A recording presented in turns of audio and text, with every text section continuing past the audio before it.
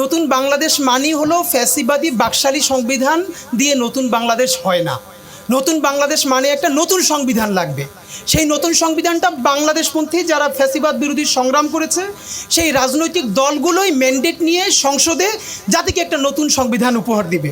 কিন্তু প্রক্রিয়া হলো প্রশ্ন যে এই যে ঐক্যমত্য কমিশন গত লম্বা সময় ধরে রাজনৈতিক দলগুলোর সাথে বসছেন, বিনয়ের সাথে বলতে চাই পলিটিক্যাল পার্টিসগুলো বাংলাদেশের স্বাধীনতা সার্বভৌমত্বের অত্যন্ত গুরুত্বপূর্ণ স্টেক হোল্ডার, কিন্তু একমাত্র স্টেক হোল্ডার নয়।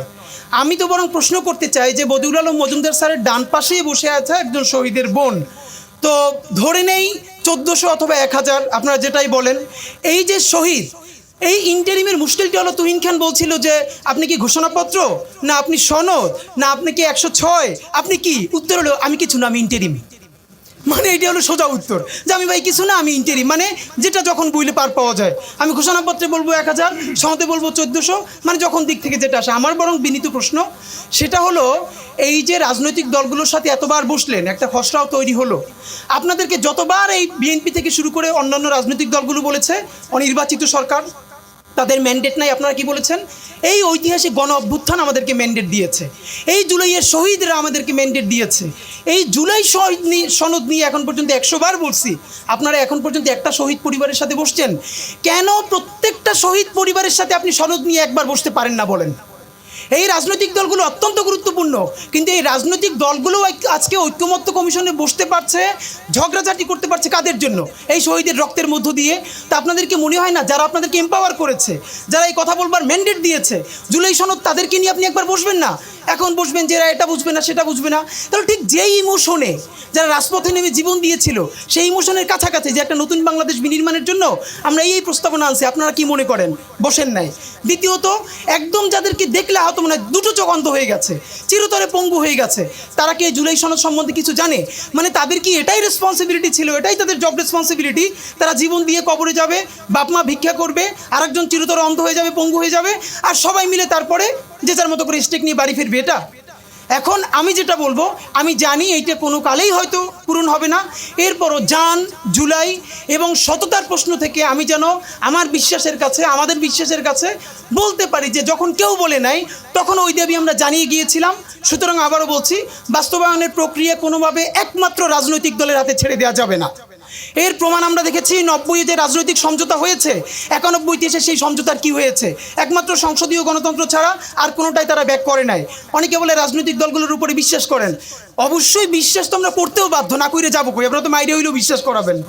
তো কিন্তু ব্যাপার হইলো, বলে যে কেন এটা একটু আগে বলছে যে এটা আইন না, প্রতিশ্রুতি। ভাই, যেই পোলা ঘরে বাপের পয়সা চুরি কইরা প্রতিদিন কিরাকাণ্ড করে, ওর 100 কিরারও আর 100 প্রতিশ্রুতিরও কোনো দাম নাই।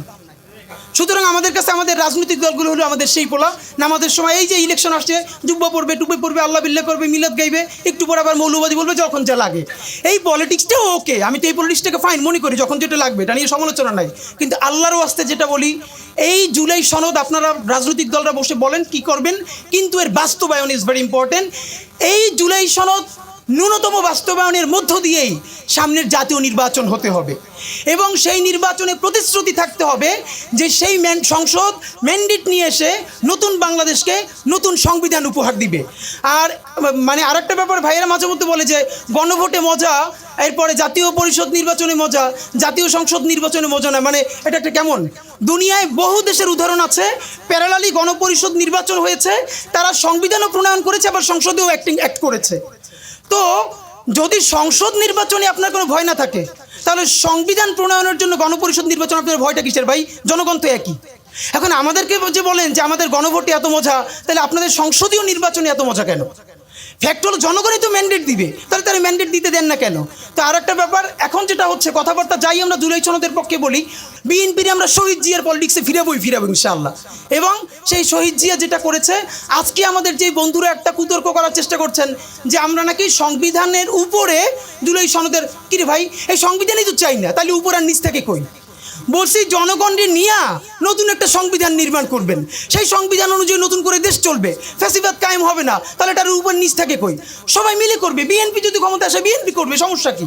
এই সময়টা আমরা অত্যন্ত যেন প্রজ্ঞার পরিচয় দেই।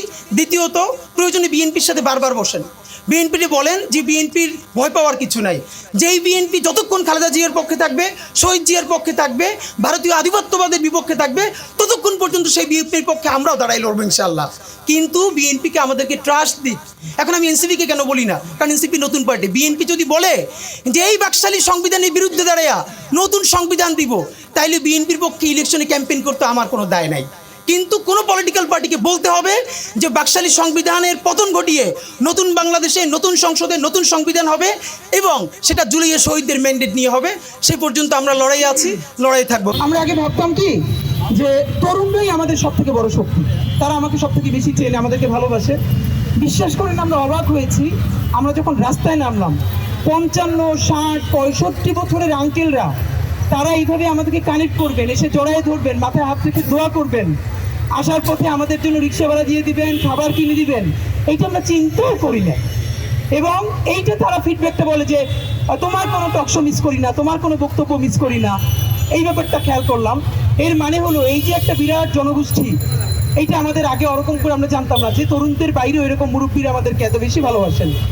আমাদেরকে সব থেকে বেশি ভালোবাসেন বাসায় বসে আন্টিরা এবং আমাদের বোনেরা। মানে আমরা অবাক করবার মতো যে তার নিজের বাচ্চারে কোনোদিন একা ছাড়ে না, কিন্তু সে খাবার পাঠিয়ে, খাবার রান্না করে আমাদের জন্য যখন পাঠায়, এটা আমাদেরকে কি পরিমাণ আপ্লুত করে। আমি আমার বাসার আপুরা, আমার আন্টিরা সবার কাছে বলি, বিশ্বাস করেন আপনাদের সাথে হয়তো অত দেখা করার সুযোগ হয় না, কিন্তু আমরাও ফিল করি আমার মা, আমার বোন আমারকে নিয়ে, আমার টিমকে নিয়ে যেরকম বাসায় বসে চিন্তা করে, দোয়া করে। আপনারাও আপনার সন্তানের সাথে দোয়া করার সময় আমাদের দোয়াও করেন, এটা আমরা টের পাই। আপনারা আমাদের সালাম জানবেন। তো একটা ব্যাপার হলো যে আমরা এই যে আমাদেরকে সবাই বলে তোমাকে টিভিতে দেখেছি, টকশোতে দেখেছি, এই কথাটা এবার ভাঙতে চাই। প্রায় 3.5 লক্ষ ভোটার আমাদের ঢাকা 8-এ। 3 মাস ধরে ফজর থেকে শুরু করে রাত 10টা পর্যন্ত বিভিন্ন অলিতে গলিতে যাচ্ছি। আপনারা জানেন, সেদিনকেও বলেছি যে সেদিনকে ইস্টার্ন প্লাসে হাঁটছিলাম, মানে একটা দোকানেও আমরা অন্য কাউকে পাঠাই না, নিজেরা যাওয়ার চেষ্টা করি। তো হাঁটতে হাঁটতে পা ফুলে গেছে, পরে জুতো খুলে জাবের হাতে জুতো নিচ্ছে, তারপরেও হাঁটছিলাম। মানে আমাদের এখন একটাই কথা যে আল্লাহ যদি বাঁচাই রাখে, মানে হয়তো কাজ করতে করতে মরে যাব, আল্লাহ যদ্দুর হাত রাখছে, আর বাঁচাই রাখলে আমরা চেষ্টা করব নির্বাচনের আগের দিন পর্যন্ত 3.5 লক্ষ ভোটারের সর্বোচ্চ সংখ্যকের কাছে ফিজিক্যালি গিয়ে একবার না কয়েকবার দেখা করতে। আর যেন নির্বাচনের দিন শুনতে না হয় যে তোমার টিভিতে দেখছি, এইবার সরাসরি দেখলাম। এই যে গত 2 মাস ধরে যারা সরাসরি দেখছে তারা তো আর বলবে না তোমার টিভিতে দেখছি। আমরা চাই টিভির পর্দা থেকে এবং আমরা তাদের সামনে চোখের পর্দায় আসতে চাই। এই জন্য আমরা মিডিয়ার বন্ধুরা আপনাদেরকে সাথে নিতে পারি না। আপনারা প্লিজ কষ্ট পাবেন না, আপনারা আমাদের জন্য দোয়া করবেন, ভালোবাসা জারি রাখবেন।